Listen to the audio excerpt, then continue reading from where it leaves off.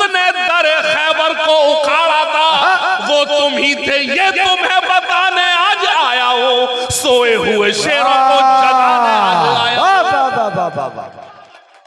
क्या कहने हैं, सुभान अल्लाह बाबा। शेरों को जगाने करता हूँ मैं आज अपनी कौम से खिताब, करता हूँ मैं आज अपनी कौम से खिताब। क्यों हुआ है नाजिल तुम पे कुदरत का अजाब, क्यों हुआ है नाजिल हम पे कुदरत का अजाब। सन्नाटा नहीं चाहिए, मिसरा पढ़ता हूँ। करता हूँ मैं आज अपनी कौम से खिताब, करता हूँ मैं आज अपनी कौम से खिताब। क्यों हुआ है नाजिल हम पे कुदरत का अजाब, क्यों हुआ है नाजिल, आपके हाथ अब खुले, क्यों हुआ है नाजिल हम पे कुदरत का अजाब।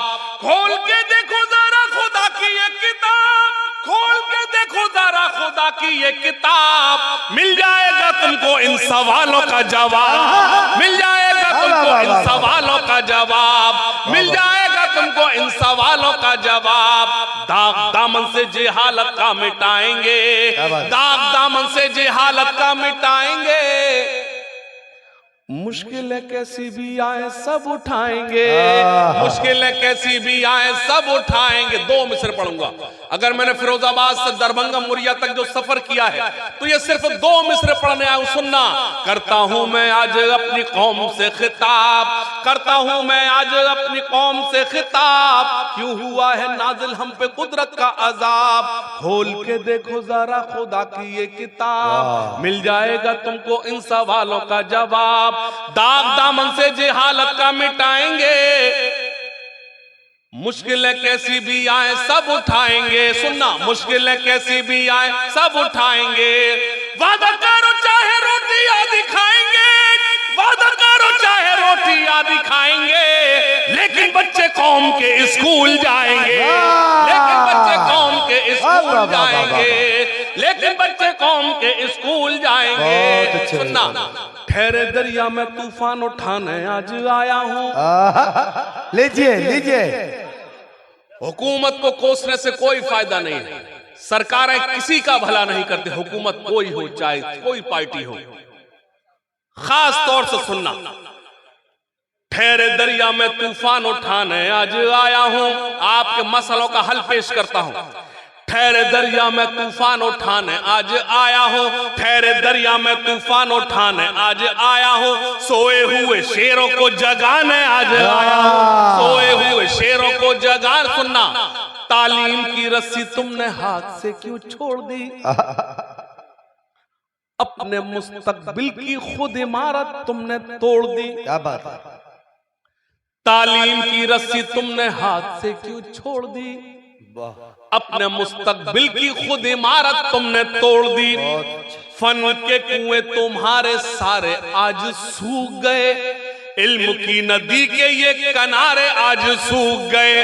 वक्त अभी है तुम्हारा, बच्चों को पढ़ाओ तुम ना आगे बढ़ सके पर इनको तो बढ़ाओ तुम। मैं तुम्हारा मर्सिया सुनाने आज आया हूँ, सोए हुए शेरों को जगाने आज आया हूँ, सोए हुए लोगों को जगाने आज आया हूँ। फौज पे हजारों की 72 कभी भारी थे। बेदारी बेदारी बेदारी बेदारी बेदारी मांग रहा, बेदारी मांग रहा। फौज पे हजारों की 72 कभी भारी थे, दुश्मनों के चेहरों पे तुम्हारे खौफ तारी थे।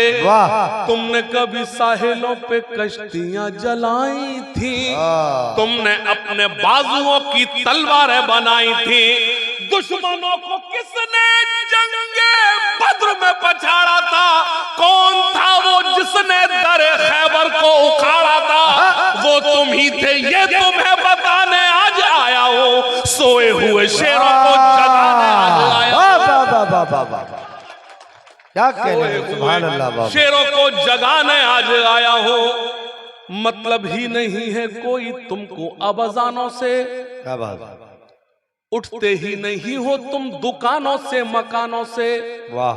चाय खाने और चौपाले तुमसे ही आबाद हैं, आयतें तो भूल गए फिल्मी गाने याद हैं। आबाद है। मतलब ही नहीं है कोई तुमको अबजानों से, उठते ही नहीं हो तुम दुकानों से मकानों से, चाय खाने और चौपालें तुमसे ही आबाद है। आयतें तो भूल गए फिल्मी गाने याद है, रोक ले हमें कोई किसी में इतना दम नहीं, जान भी चली जाए अब इसका हमको गम नहीं।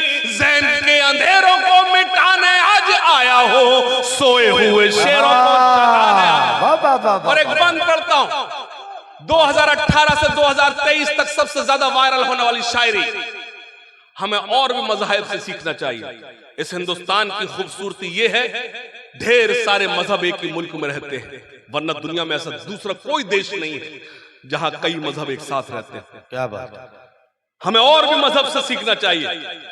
जो अलग अलग लोग अलग अलग भगवान को मानते हैं लेकिन मुत्तहिद होकर, उनसे भी हम सीखें। सिर्फ हम उनकी खामियां ना पकड़ें, उनकी खूबियां भी पकड़ें, उनसे भी सीखें। वाह।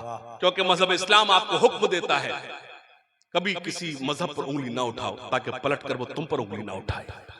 लेकिन ये आज हमारा मिजाज बन चुका है। मुझे तकलीफ हुई उस वक्त जब आप,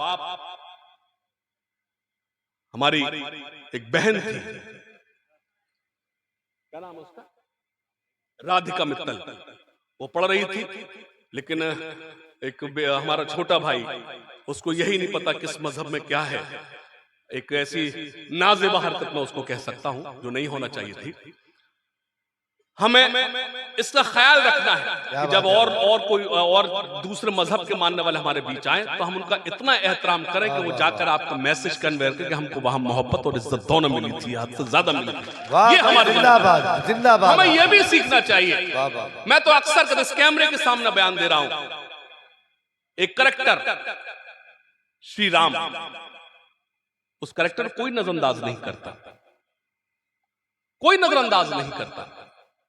अरे एक ऐसा करैक्टर, उसके वालिदैन ने कहा कि जाओ तुमको वनवास जाना है, 14 बरस जाना है।